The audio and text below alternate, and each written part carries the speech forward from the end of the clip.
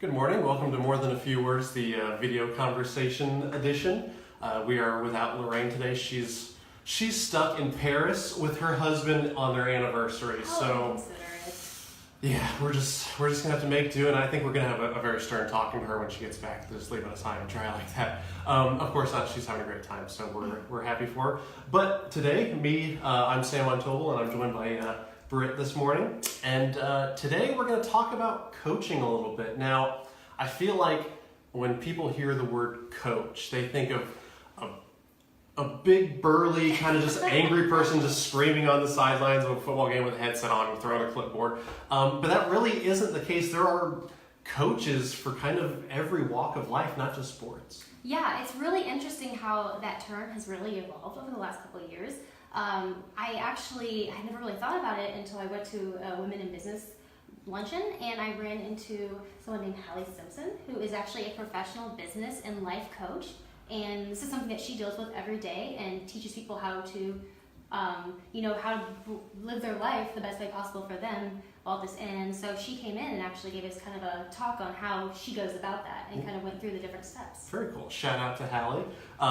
So what did you really come away with your conversation? What does it really take, I guess, to lead a coaching conversation, whether it's, business or wherever? Honestly, the first step is actually not talking. 80% of the conversation should be the person you're speaking with. You're trying to help them solve their problem, so they need to be the ones who kind of work through it. If you do it for them, they're not going to learn, and they're also not going to be able to kind of problem solve for next time. Very cool. What else?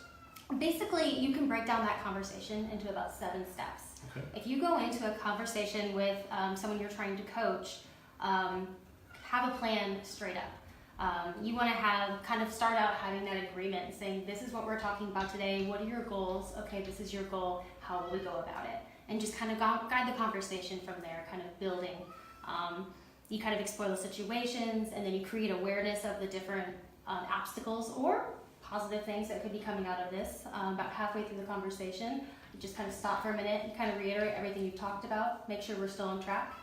If you are now heading down a very different path, take a couple steps back, reassess what your situation is, and create awareness on the items that need to be focused on.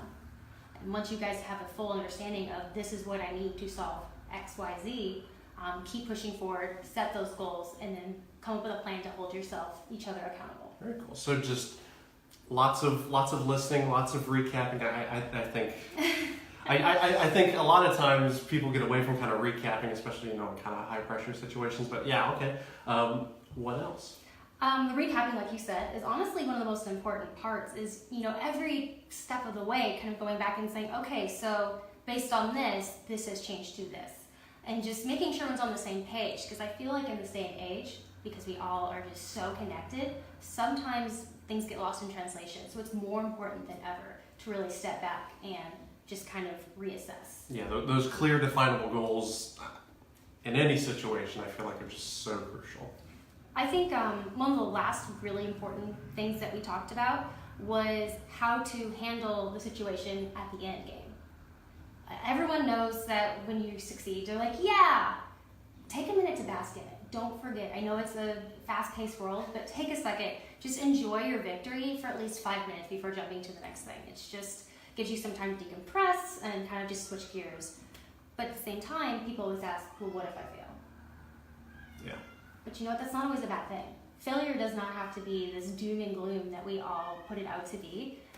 If anything, you should be treating it like a learning experience. Any kind of time you put this much effort and thought and time into something, it's not a failure. You just learned how to not do it. Exactly. Yeah, I feel like it's kind of a weird thing, but failure's a little underrated. I think obviously you want to do great and you want to do awesome on the first try, but that's not always going to happen. And I think just for me personally, these kind of steps are, you don't need to be a coach to really get something out of kind of this formula. If you're a business owner and you're really trying to establish a culture and really get your business going, as a well-oiled, fine-tuned machine, these kinds of steps are just really important for not just coaches, but really any kind of business owner scenario. Absolutely, and that's what I loved about this conversation that we had, and then I actually talked to Hallie a little bit afterwards because I was just so fascinated, because it's just something that I was utilizing in my life every day without even realizing it.